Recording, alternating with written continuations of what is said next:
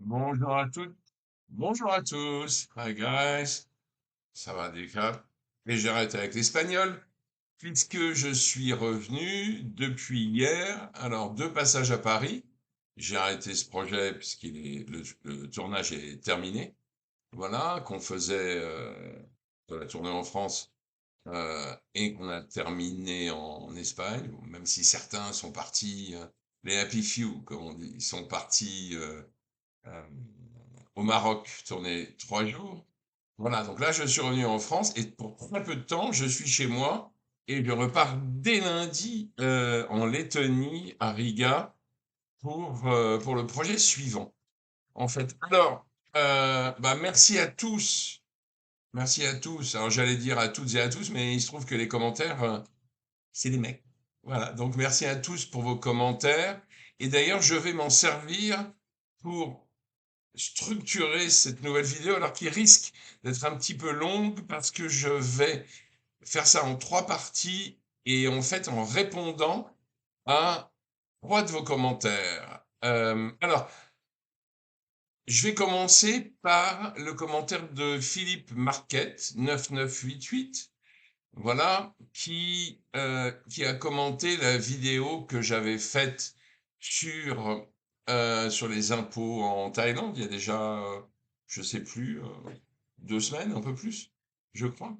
Voilà, qui m'envoie un commentaire qui est très précis, puisque visiblement, tout comme moi d'ailleurs, hein, il a lu le fameux texte qui a été publié par le fisc thaïlandais, voilà, l'ordre numéro 16-20-23, qui est le fameux texte qui fait flipper en fait tout le monde, enfin tout le monde, tous les expats français en tout cas, en Thaïlande, puisqu'il remettrait en cause euh, enfin, il remettrait en cause peut-être, hein, les discussions sont pas finies, mais le principe de non double imposition entre la France et la Thaïlande.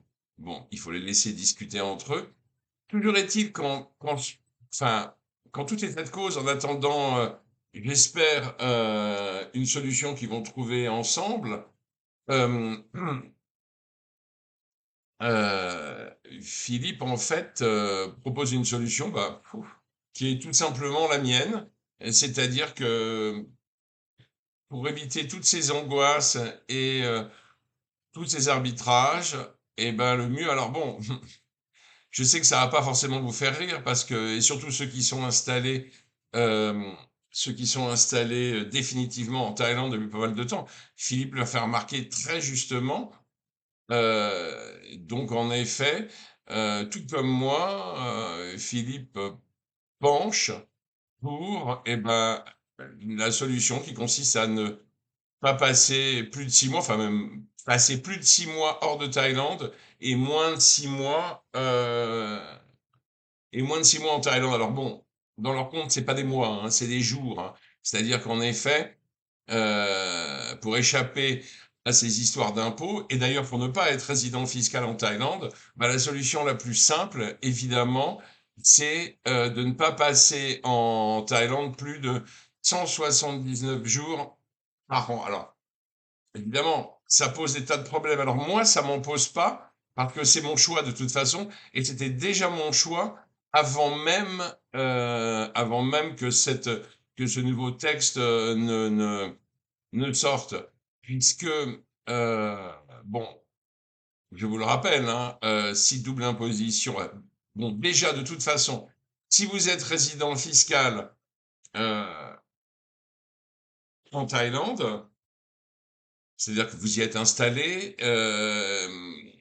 L'idée du texte, c'est que toutes les sommes importées, donc transfert de devises, hein, donc ce qui veut dire tout ce que vous ramenez de France en fait, comme argent, euh, mais également les paiements effectués par tout moyen de paiement, donc en 2024 pour l'année qui nous concerne, seraient maintenant imposés.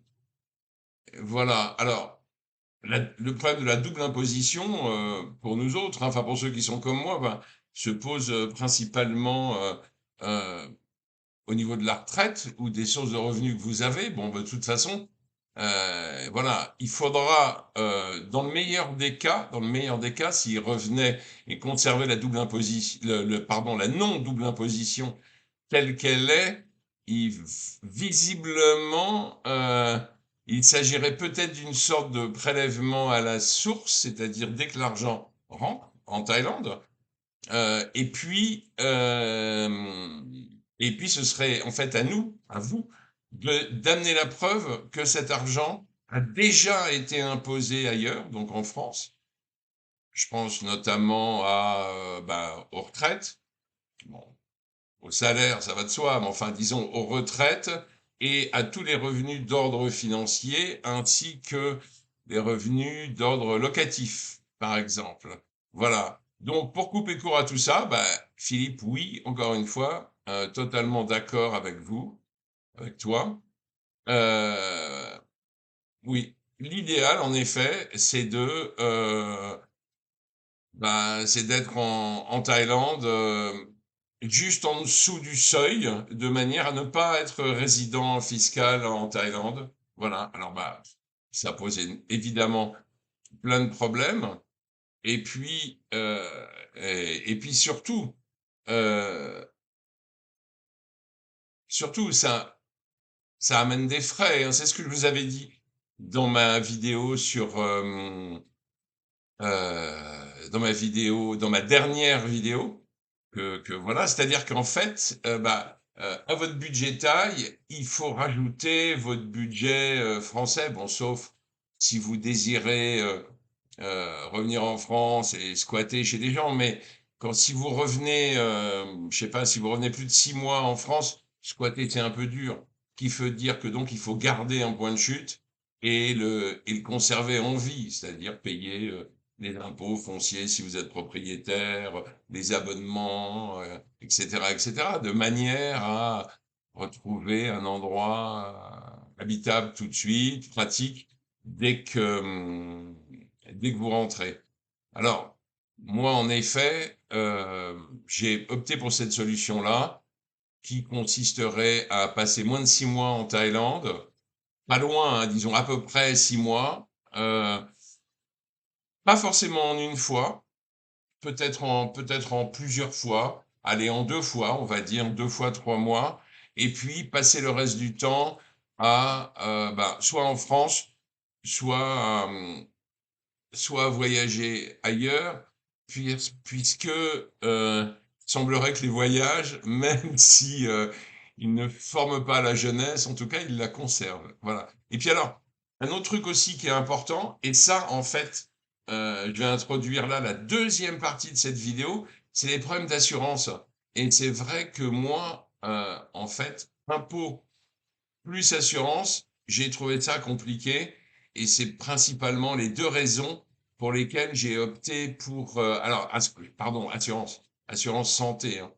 Voilà. Et ça va être en fait le deuxième volet de cette vidéo et où je vais vous expliquer euh, pourquoi j'ai opté pour en fait, j'oserais dire presque pour une absence d'assurance, enfin, une absence d'assurance santé au long terme en Thaïlande. Voilà, j'ai parlé à des assureurs qui m'ont donné des conseils et des tarifs d'ailleurs que je vais vous dévoiler dans donc la deuxième partie qui va venir tout de suite. Voilà, en tout cas, Philippe, Market 9988, merci beaucoup pour ce commentaire qui était en fait qui est très précis, voilà, et qui rejoint exactement ce que je disais et du coup le choix que moi j'ai fait. Voilà, je vous retrouve tout de suite pour la seconde partie de cette vidéo. Merci. Deuxième volet de cette nouvelle vidéo. Alors, je vais baser ce volet sur un commentaire qui m'est parvenu, un commentaire de Didier Broussas 92 81. Donc Didier, merci pour ce commentaire et qui concerne en fait les assurances santé en Thaïlande. Sujet que j'ai déjà évoqué Et d'ailleurs, quand j'ai fait cette vidéo sur le budget minimal en Thaïlande, où j'arrivais à une somme de 2 000 €, ce qui a effrayé beaucoup de gens, j'avais, je crois, de mémoire, hein, j'avais mis 250 € par mois pour le poste de l'assurance santé. Voilà. Alors, inutile de vous dire que, en fait, et j'en suis désolé, je me suis pas planté totalement, mais j'avais été un peu optimiste. Alors, on parle de quoi là? Bah, comme d'habitude, hein, puisque c'est mon cas, enfin, je parle, et les chiffres que je donne correspondent à cette situation-là, de gens qui sont plutôt retraités, voilà, et qui partent s'installer en Thaïlande et qui du coup, bah, ont besoin de prendre une assurance santé. Alors évidemment, j'entends à droite à gauche qu'on peut faire ça à moindre coût. Alors, je suis désolé, mais pas quand vous êtes retraité. Quand vous êtes retraité, normalement, même si vous êtes en forme, votre état de santé, c'est forcément un peu dégradé par rapport à votre jeunesse, on va dire. Et puis les risques de maladie sont aussi plus importants. Voilà, donc ce qui explique que à partir de 60 ans, les coûts d'assurance montent très vite. Alors bien évidemment, si vous êtes très jeune, en parfaite santé et que vous n'êtes absolument pas inquiet, que vous avez la vie devant vous, oui, oui, en effet, vous pouvez trouver une couverture santé qui va pas forcément vous coûter très cher, on va dire autour de 100, 150 euros. Je vous rappelle simplement que au prix sont attachés des couvertures et qui là du coup vont pas être forcément énormes. Alors, même quand on est jeune et en bonne santé, on n'est pas à l'abri, allez, par exemple d'un accident de scooter où on se retrouve à l'hôpital, dans le pire des cas avec une chirurgie. Et là, alors, si vous n'êtes pas assuré, je vous en parle même pas, ça va vous coûter une fortune. Mais si vous n'êtes pas suffisamment assuré, ça risque de vous coûter cher également. Voilà, donc c'est un poste auquel il faut vraiment faire très attention, je le répète, surtout quand on est retraité et qu'on a le projet de s'installer en Thaïlande, ce qui encore une fois n'est pas le mien. Et d'ailleurs, je vais vous expliquer pourquoi, puisque le coût de l'assurance fait partie de ma stratégie, en fait. Donc, pour résumer très simplement, en Thaïlande, vous avez le choix, on va dire, entre deux systèmes. Alors, vous avez d'abord, en fait, la fameuse CFE, qui est, on va dire, un peu le prolongement de la sécurité sociale, mais en Thaïlande et d'ailleurs ailleurs, puisque je vous rappelle qu'il n'y a aucun accord de santé entre la France et la Thaïlande. Donc, la CFE, prolongement de la Sécu, va déjà, je crois, vous coûter,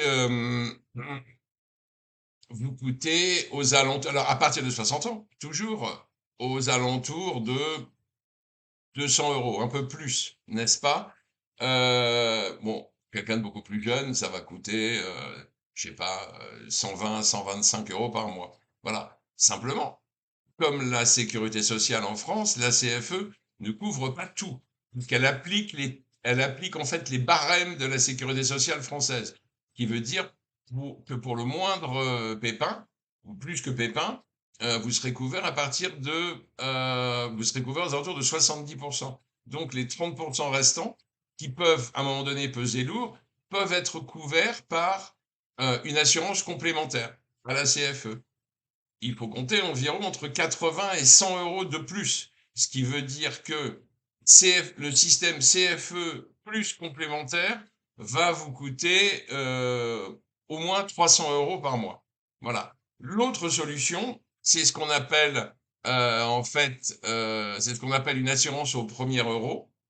C'est-à-dire que vous oubliez la CFE et vous prenez une assurance qui couvre tout. Et comme son nom l'indique, dès que vous dépensez 1 €, eh ben, c'est remboursé, c'est pris en charge. Et d'ailleurs, en général, en Thaïlande, vous avez une carte, vous arrivez à l'hôpital, vous donnez votre carte, vous n'avez rien à dépenser, l'hôpital se met en relation avec la compagnie d'assurance et c'est elle qui rembourse. Alors, évidemment, selon les contrats, il y a des modalités et il y a des limites. de remboursement, des plafonds, bon, qui sont en général assez importants.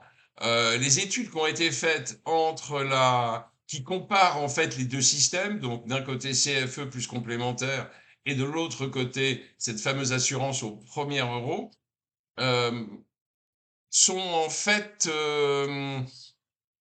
enfin, certains disent que c'est à peu près équivalent, d'autres disent que c'est pas forcément super intéressant de de prendre la CFE plus une complément. Ça dépend, c'est vraiment un truc à étudier au cas par cas. En tout cas, on se retrouve très vite, encore une fois à 60 ans et plus, à 300 euros. Alors moi, il se trouve que j'ai fait, puisque j'ai vraiment étudié le problème, hein, il se trouve que j'ai fait des comparatifs. J'ai même demandé des devis qui étaient basés sur des renseignements assez simples, hein. Mon âge, ma situation personnelle, etc., etc. Je ne vous cache pas, et je sais que des gens payent ça, que je suis arrivé assez vite à 500 euros par mois. Alors, en plus, je dirais, alors des compagnies internationales, parce qu'en Thaïlande, vous avez un peu tout.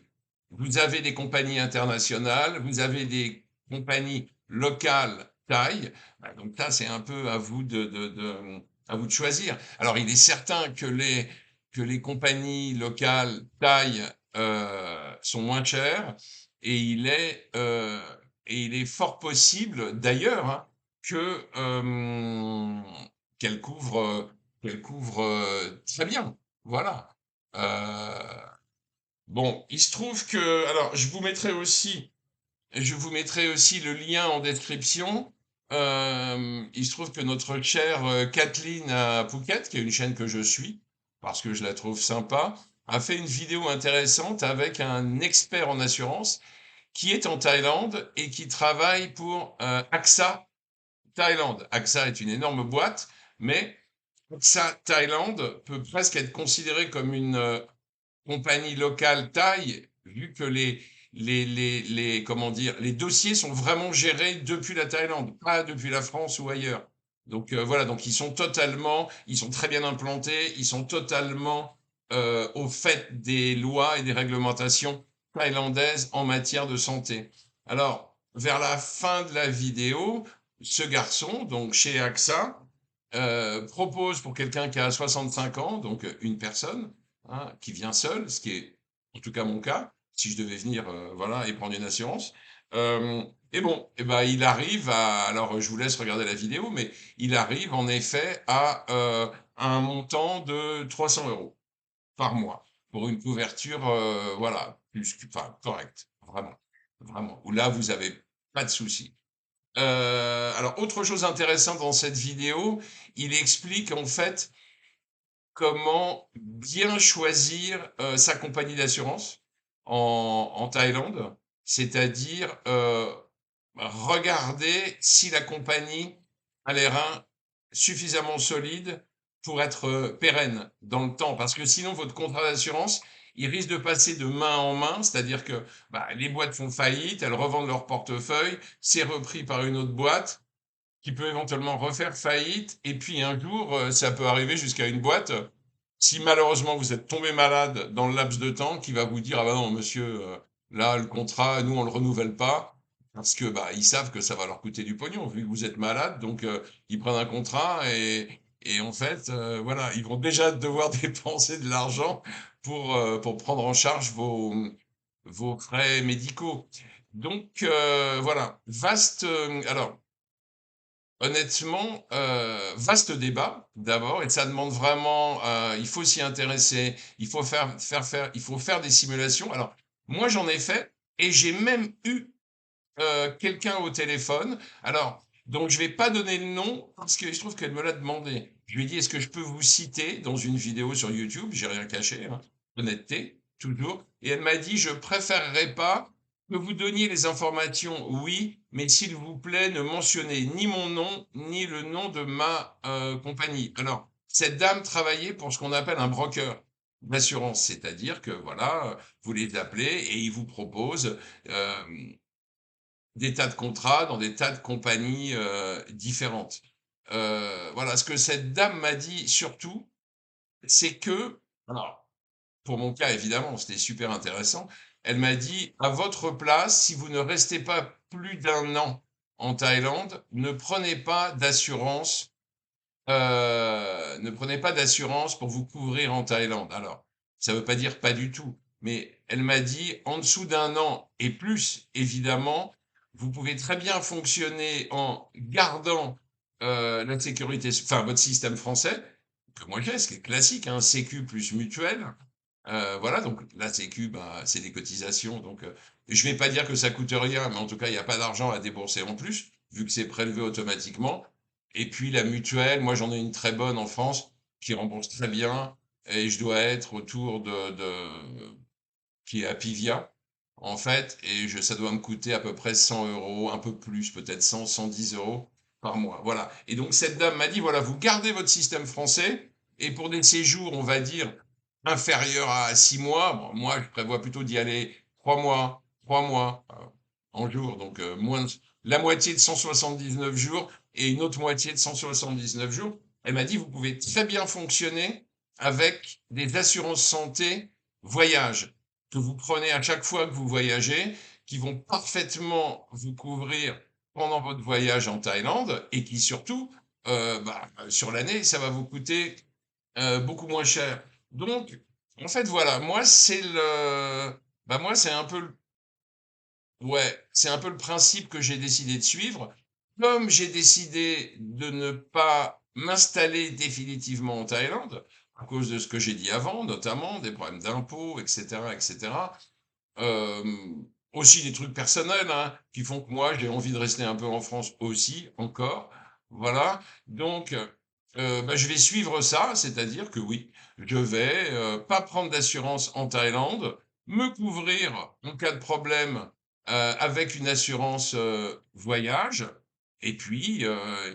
bah, je sais pas, si on me découvrait un truc gravissime en Thaïlande, je pense pour l'instant que mon choix serait plutôt de rentrer en France pour me faire soigner, où donc je suis parfaitement couvert, pour des raisons faciles à comprendre, hein. C'est que si je devais être hospitalisé, je me sentirais mieux en France parce que j'ai ma famille qui pourrait m'entourer, j'ai mes amis qui pourraient m'entourer. Bon, moi je considère que la qualité des soins, même si c'est un peu le bordel au niveau organisation, mais la qualité des soins en France, elle est très bonne.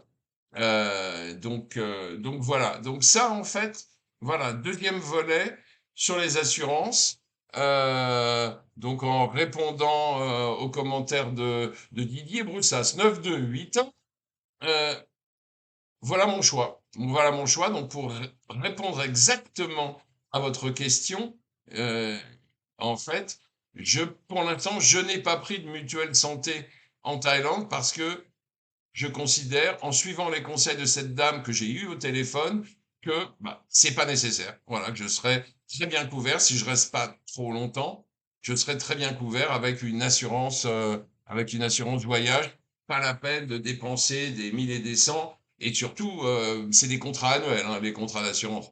Donc ça veut dire que si vous êtes là que 6 mois, pendant 6 mois, oui, vous payez pour rien. Voilà. Donc je vous donne rendez-vous. Alors, petit lien avec le troisième volet, où je vais reprendre un peu cette histoire de budget, euh, voilà, pour y apporter quelques précisions. À tout de suite. Alors, en route pour ce troisième et dernier volet de la vidéo. Alors, toujours en mode réponse à un commentaire, je vais répondre à un commentaire de Bruno Rosa 6427 qui a eu la gentillesse de commenter et de manière précise, je dois le dire, la vidéo que j'avais faite sur le budget en Thaïlande nécessaire, voilà, qui avait donné un total de avoisinant les 2000 euros par mois. Alors, avant alors ce que je compte faire en fait, c'est simple, hein. Comme il donne, finalement pas mal de détails, ben, je vais revenir sur les détails, sur les siens, je vais les comparer aux miens, voilà, pour essayer de trouver comme disent les anglo-saxons, un happy medium, ce qui est pas simple. Bon, Bruno nous propose un budget de 1 000 € avec lequel visiblement on vivrait très bien à Bangkok. Ok. Alors, on va essayer. Alors, en préambule, moi je vous rappelle simplement que les 2 000 € que j'ai donnés, c'est pas un budget universel pour tout le monde. C'est un budget qui est adapté à ma situation. Là, je vais tricher un peu, c'est-à-dire que je vais faire comme si je venais m'installer en Thaïlande, on va dire définitivement. Voilà. Encore une fois, puisque visiblement 2 000 €, ça a de quoi décourager tous les Français de venir s'installer en Thaïlande. Oui, j'imagine que ça en décourage certains, mais encore une fois, c'est pas le but de décourager les gens. Le but, c'est d'essayer de donner des informations un peu crédibles, chiffrées. Voilà, c'est tout. Après, qu'on puisse faire avec moins, je l'entends. On peut aussi faire avec plus, hein. Voilà. Alors, donc, alors Bruno commence par dire qu'un salaire taille, c'est environ 300 euros. Alors, il s'agit du salaire minimum hein, en Thaïlande, parce que le salaire moyen, alors il dépend, ça dépend où on est, mais disons que le salaire moyen en Thaïlande, il est plutôt autour de 600, 650 euros par mois. Donc, alors, mettons-nous dans la peau de cette personne. Alors, visiblement, d'après les informations que Bruno donne, il s'agirait de quelqu'un, j'ai l'impression, plutôt jeune. Voilà, parce que encore une fois, un retraité qui veut venir s'installer en Thaïlande, là, il y a des tas de chiffres qui donnent qui correspondent, enfin, qui ne peuvent pas correspondre en fait à la situation d'un retraité. Donc, on va se dire que nous sommes en France, n'est-ce pas? Voilà, allez, on est jeune, on n'a pas non plus 18 ans, mais disons qu'on est jeune, et on a l'intention, ce que la vie nous paraît difficilement supportable, qu'on a du mal à joindre les deux bouts en France, on a pris la décision de venir s'installer en Thaïlande. Est-elle bonne, est-elle mauvaise? Je ne sais pas. Voilà, mais déjà, bon, déjà le conseil que tout le monde donne et qui est évident, c'est qu'avant de faire le grand saut, il faut venir en Thaïlande, il faut rencontrer le pays, voir s'il nous correspond. Voilà. C'est pas forcément le cas de tout le monde, hein. Voilà, il y a des choses en Thaïlande que les gens vont pas forcément, je sais pas, ni apprécier, ni supporter. Bref, peu importe. Donc, je suis en France, je galère en France, j'en ai marre. J'ai écouté la chanson de Charles Aznavour où il dit que la misère est plus supportable au soleil. J'exagère exprès, c'est une blague. Voilà. Et donc je prends la décision de venir, ouais, donc je prends la décision de venir m'installer. Première question à se poser, est-ce que je viens avec un petit magot ou pas? C'est-à-dire, est-ce que j'ai un petit magot ou pas? Parce que bah, toute installation, il y a des frais. Mais bon, voilà, je pars. Je prends un sac, je laisse toutes mes affaires en France. D'ailleurs, bah, je sais pas où. Alors, on a le choix entre les mettre à la poubelle, garder son appartement. Mais là, encore une fois, j'ai pas l'impression que ça corresponde à ce que Bruno décrit. Donc, voilà, donc je pense qu'on vient avec rien, éventuellement un peu d'argent et une grosse valise. Voilà, premier problème que j'évoquais moi dans mon étude de budget, bah, le visa. Excusez-moi, mais bon, bah, je pense qu'il en faut un. Alors, encore une fois, quand on est retraité, visa retraite. Bilan du visa retraite, vous connaissez sans doute comme moi les modalités. Il faut pouvoir déposer dans une banque thaïlandaise. Alors, il me semble que c'est 800 000 bahts. Alors, 800 000 bahts, je veux pas dire de bêtises. Je crois bien. Alors, 800 000 bahts. Voilà, divisé par 39, on va être sympa. Oui, c'est quand même une somme de 20 000 euros hein, à déposer dans une banque thaï. Alors, en plus, c'est à déposer avant. C'est à déposer avant. à conserver un certain temps. Il y a un laps de temps où vous pouvez éventuellement le dépenser, mais il faudra penser à le remettre 3 mois avant le renouvellement de visa. De là à dire que ces 20 000 balles sont pas très disponibles, on en est pas loin. Donc voilà, c'est le premier truc, hein. Voilà, si vous prenez un visa retraite, encore une fois, bah, il faut prévoir ça. Ou sinon, et alors là c'est intéressant, ou sinon on vous demande de prouver des ressources qui équivalent à 1 700 € par mois. Ce qui veut dire en fait que ce que le gouvernement taille donne comme limite de ressources pour pouvoir vous accueillir en Thaïlande et vous donner un visa, bah, c'est 1 700 balles par mois. Voilà. Et ça prouve rien. Mais je dis juste que 1 700, c'est plus proche de mes 2 000 que des 1 000 de Bruno. C'est tout. C'est tout. Voilà. Après, est-ce que ce chiffre de 1 700, il n'est pas gonflé exprès de manière à attirer des gens qui ont un peu de sous à dépenser? C'est franchement, je ne sais pas. Voilà. En tout cas, alors si vous êtes jeune, en effet, alors je sais pas, vous allez venir avec un visa étudiant. Ouais, ok, super, d'accord, qui lui n'est pas cher. Moi, je reste sur mon cas de figure. En plus, très honnêtement, dans le budget, il passe pas très lourd, hein, vu qu'il pèse 14,58 € par mois, que je vais donc laisser dans mon étude de budget, voilà, qui essaye de faire qui essaye de faire le lien entre celui que j'avais fait et ce que propose Bruno. Voilà, alors ensuite les voyages. Bah, les voyages, visiblement, dans le cas de Bruno, vu que ça n'est pas mentionné, c'est quelqu'un qui ne compte pas voyager, enfin en tout cas ne pas revenir en France ou aller ailleurs. Donc, bah ouais. Voilà, donc moi en effet, j'avais mis le prix d'un billet d'avion par an, 1200 balles, donc 100 balles par mois. Bah, du coup, dans ma nouvelle étude, là, donc ce que j'appelle l'option à 1K par mois, c'est-à-dire 1 000 € par mois, bah, j'ai mis zéro. Voilà. Comme ça, au moins, c'est un cas très rare, hein, quand même. Enfin, les gens qui viennent et qui veulent pas retourner, jamais, c'est rare. C'est juste ça. Et bon, encore une fois, surtout les retraités, ils ont forcément envie de faire un voyage par an et d'aller voir leur famille, leurs enfants, leurs petits-enfants. Même si, bien évidemment, ils peuvent venir aussi. Mais enfin, bon, quoi. Bref. Bah, voilà, bah, j'ai été honnête, j'ai mis zéro, hein. Voilà. Alors, cette histoire je vais reprendre dans l'ordre de mon budget à moi, c'est plus simple. Et après, je reprendrai à chaque fois ce que Bruno nous dit dans son commentaire. Alors, l'assurance automoto, le scooter, etc. Bah, euh, alors moi, je me suis basé sur Phuket en fait. Je suis d'accord avec Bruno, hein. C'est-à-dire que conduire un scooter à Bangkok, c'est dangereux.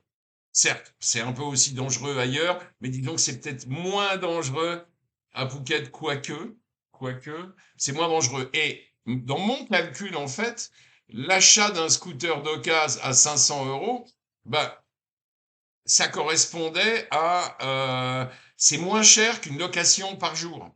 À condition que même si vous le prenez au mois, mais voilà, si on dit que vous voulez un scooter tout le temps à votre disposition, il vaut mieux en acheter un d'occasion que de le louer. Voilà, et du coup, bah, je garde ces postes-là dans mon budget. Voilà, c'est-à-dire qu'en effet, j'ai une assurance automoto qu'il faut vraiment prendre parce que si vous avez un problème, franchement, vaut mieux l'avoir. Alors, si vous louez, normalement, il y a une mini-assurance qui est comprise dans le prix de la location, qui couvre qui couvre en fait que les personnes, hein, qui couvre pas les dégâts à la machine elle-même, aux machines, si vous avez bousillé le scooter d'un autre. Voilà. Donc, plus l'achat, donc 15 € pour l'assurance par mois plus l'achat, 41,67 €. Alors, bien évidemment, le scooter, vous n'allez pas l'acheter tous les ans, hein. Donc, bon, disons que ce sera un petit allègement peut-être sur les années suivantes, en espérant que le scooter vous fasse plusieurs années. Alors, moi, j'ai pris le choix, en fait, parce que c'est important, de tout mensualiser. Bien sûr, vous pouvez vous dire, les voyages à l'étranger, c'est une dépense exceptionnelle. C'est le scooter, c'est une dépense exceptionnelle. Bah, ok, d'accord. Mais bon, vous allez quand même devoir le payer. Moi, je préfère mensualiser, je trouve ça plus simple, plus clair. Et encore une fois, si vous mensualisez pas, bah, ça veut dire que vous avez un petit magot pour payer tout ce qui est exceptionnel. Bref, alors, une petite ligne euh, qui manquerait dans la description de Bruno, bah, malheureusement, c'est les impôts. C'est-à-dire que euh, si vous venez pour toujours, vous vous installez en Thaïlande, vous allez devenir résident fiscal thaïlandais. Voilà.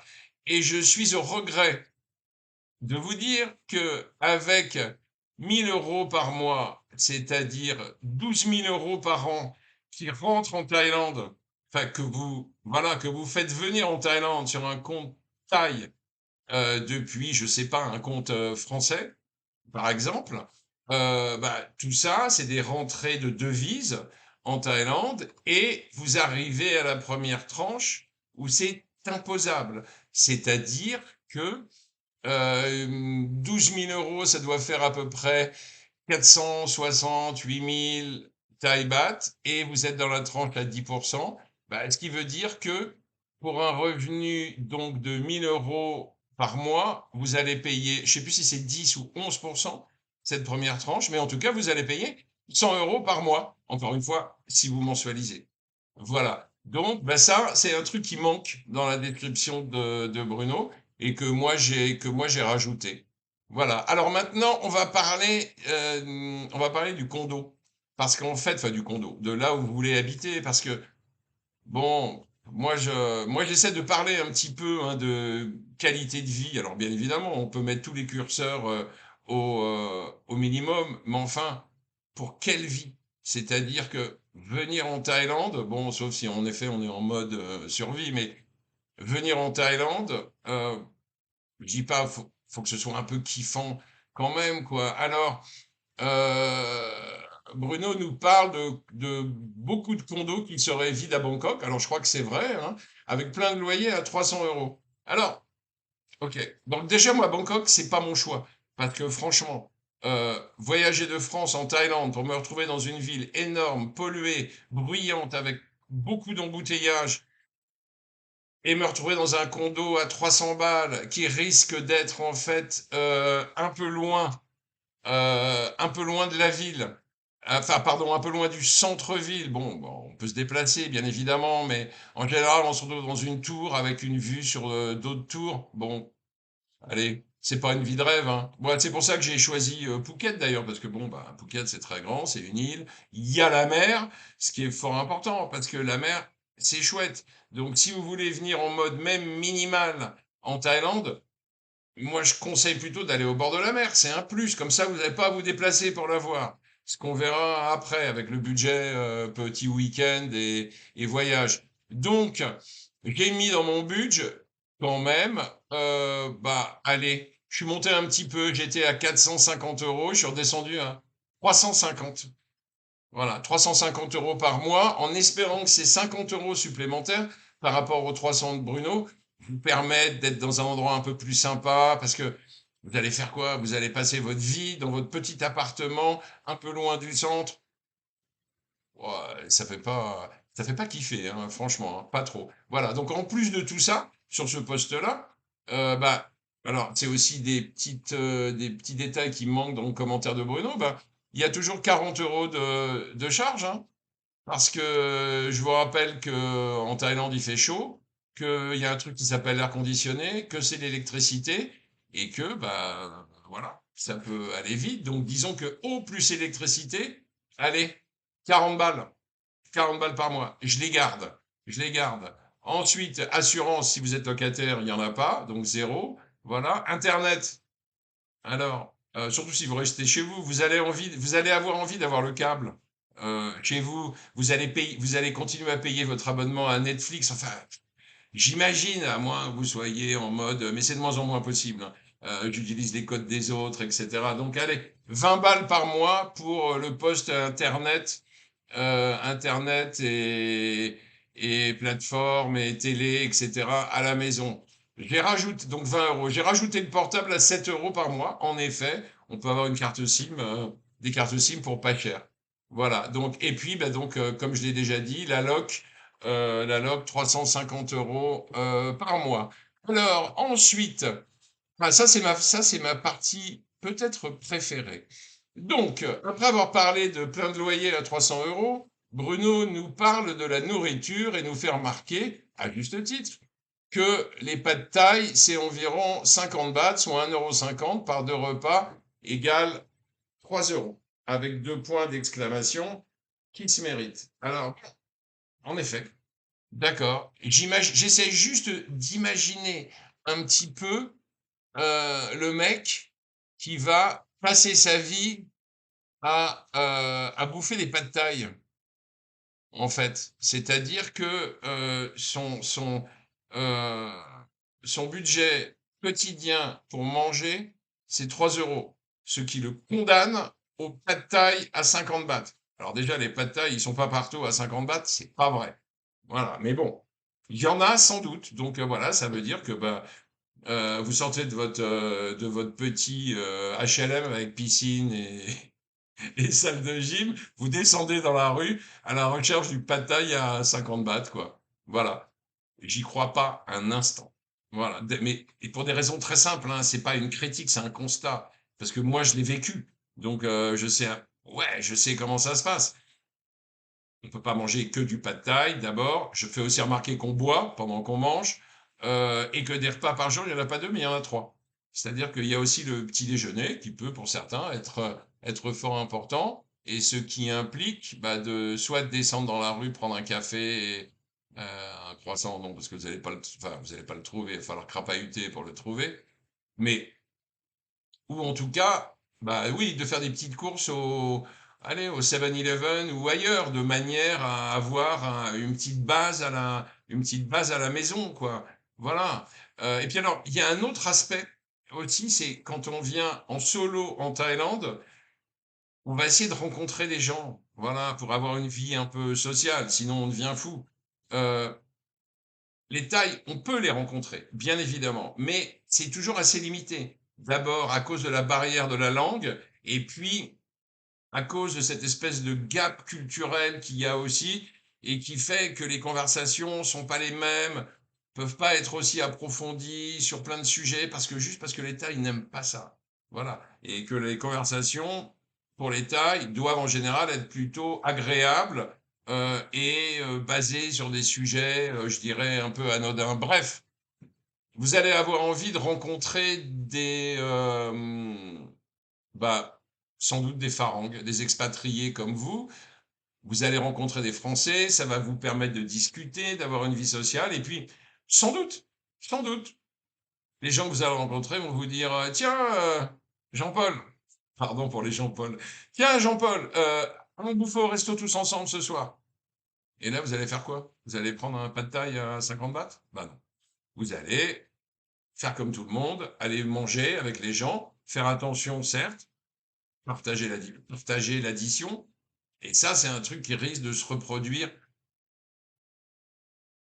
pas mal de fois. De la même manière, vous allez dans un bar avec les gens pour discuter, etc. C'est hyper bon de sentir ça. Et ben c'est pareil. Vous allez bien payer vos consommations. Bref, tout ça pour dire que au niveau repas, etc. Moi, en fait, nourriture plus restaurant, en fait, je suis resté à 15 € par jour, enfin, voilà, quelques pas de taille, quelques petits restos, quelques bazars. Et du coup, bah, 15 € par jour, ça va vite, hein, parce que ça fait quand même 7 € le repas, c'est pas non plus très cher.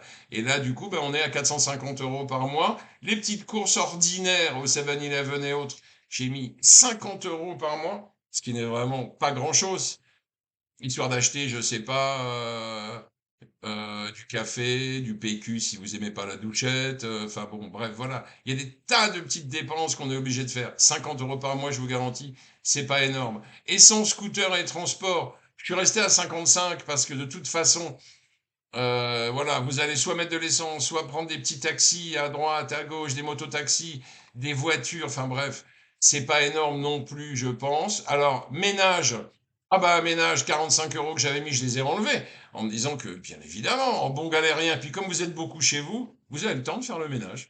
Voilà, donc vous allez faire le ménage vous-même. Vous avez un appartement qui ne doit pas être très grand, donc ça vous prendra pas beaucoup de temps. Bref, alors les vêtements, donc là, visiblement aussi, dans le budget de Bruno Rossa, bah, ça n'apparaît pas. C'est-à-dire que soit le mec est à poil, soit il vit avec ce qu'il a ramené de France. Bah, les vêtements, il faut en compter un peu, pas beaucoup, mais un peu. Alors, j'ai compté, moi, j'avais compté 41 euros et des brouettes, et là, je suis redescendu à 30 dans ce nouveau budget que j'ai fait en tenant compte des remarques de notre cher Bruno. Voilà, alors ensuite, les sorties. Alors, Bruno, je n'ai jamais parlé de bar à filles, hein. J'ai parlé de bars normaux. Voilà, de bars normaux, c'est-à-dire des endroits où il n'y a pas de filles qui vous vendent quoi que ce soit. Vous allez avec vos potes et vous prenez, vous buvez des coups. Bon, j'étais à 60 euros par mois, je suis redescendu à la moitié, c'est-à-dire à 30 euros. C'est-à-dire que vous avez un petit budget de 30 euros supplémentaire pour, voilà, pour aller dans des bars normaux, encore une fois. Pas des bars à filles, pas des bars à ladyboy, pas tout ça. Normaux. Voilà. Et ça peut être la journée, ça peut être le soir. Bref. Voilà. 30 euros par jour. Ensuite, alors, les massages. Qui, honnêtement, qui vit en Thaïlande et ne se fait pas masser une fois de temps en temps? Alors, pareil, euh, j'avais mis, euh, excusez-moi, je me suis gouré d'ailleurs. Les sorties, non, je vous ai dit une bêtise. Les sorties, j'avais mis 200 euros. En fait, je suis redescendu à 100 euros, ce qui fait 25 euros par semaine pour aller à droite à gauche, se faire une petite bière, un petit machin, même tout seul, hein, ou avec des potes, voilà. Donc, pardon, 100 euros. Les massages, j'avais mis 60 euros, je suis redescendu à 30.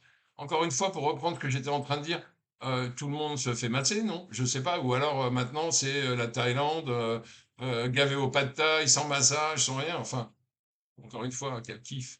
Bref, voilà. Les extras week-end à la mer, etc., 4 fois par an, que j'avais mis à 1250 euros, ce qui nous donne 104,17 € par mois, ce qui nous donnait, eh ben, j'ai mis à zéro. Alors, deux solutions. Soit vous êtes à Bangkok, vous restez à Bangkok toute votre vie, tout le temps, et vous n'allez jamais voir la mer. Soit, ce que moi je conseille, vous partez vivre au bord de la mer, voilà. Et vous allez voir que quand on est au bord de la mer, l'envie de passer des week-ends à Bangkok est pas énorme. C'est-à-dire qu'on est bien, et puis surtout, enfin bon, je sais pas, la mer, pardon, c'est une activité gratuite. C'est-à-dire que quand vous avez la possibilité d'aller à la plage, de vous baigner, d'aller vous balader et d'aller manger des pad thaï à 50 bahts, à Phuket par exemple, sur la plage, ils sont pas à 50 bahts, hein. Ils doivent être plus près de 70, 100 bahts. Voilà, mais bon, en tout cas, moi je donne vraiment ce conseil-là. Après un petit stage à Bangkok, juste le temps de comprendre que c'est pas si agréable que ça. Encore une fois, pollution, bruit, embouteillage, etc. Partez, vous avez le choix, hein. Vous avez Wahin qui est super, vous avez Pattaya qui est horrible, et vous avez Phuket qui est vachement bien, un peu cher, et Koh Samui qui est dans le même cas, vachement bien, mais un peu cher. Voilà. Bref, tout ça pour vous dire que ben, le budget de Bruno à 1000 balles que j'ai tenté, et ben moi déjà j'arrive à 1500 balles. Voilà, c'est-à-dire que je suis à 1500 euros en comptant quand même pas mal de... Alors ah oui, il y a encore des trucs qu'on peut enlever, hein, bien sûr, hein, mais bon, encore une fois, pour quelle vie? C'est-à-dire quel est l'intérêt d'aller s'enfermer dans un petit appart à Bangkok, euh, à avaler des microparticules du matin jusqu'au soir? Ouais. Charles Aznavour, la misère est sans doute plus supportable au soleil, mais bon, voilà. Bon, bah, allez, hein, je crois que j'ai fini avec tout ça. Voilà, donc encore une fois, un grand merci pour ces commentaires. Franchement, ça me fait kiffer parce que répondre à des commentaires, c'est une bonne manière de faire des vidéos. Voilà, donc n'oubliez pas, et ben, comme d'habitude, hein, on met le petit pouce, on s'abonne et on continue à commenter et je répondrai. Voilà. Merci beaucoup. Sawadee-krap. Ciao, guys. Et à très vite. À la prochaine vidéo. Ouais. Petit retour très rapide, juste pour vous préciser que dans que dans tous ces chiffres que je vous ai donnés et qui arrivaient à 1 517,25 € par mois, exactement en réponse au budget à 1 000 € de Bruno, qui encore une fois n'est pas un budget extraordinaire, c'est-à-dire que, ouais, vous allez avoir une vie, allez, correcte, hein. Donc j'ai inclus là-dedans quand même, parce que c'est important de le rappeler, le prix de l'assurance. Bon, qui chez Bruno était, je crois, à 100 balles par mois, qui pour moi est une couverture minimale pour quelqu'un de jeune, c'est-à-dire en bonne santé et qui ne compte pas tomber malade. Moi, j'ai conservé 204 € par mois, qui est en fait le prix de la CFE, sans complémentaire à côté, c'est-à-dire remboursé à 70%, qui correspond plus en effet au cas d'un retraité. Mais honnêtement, hein, c'est pas beaucoup. Bref, voilà, ce coup-là, ciao, ciao. On est fini avec les chiffres. À bientôt. Salut.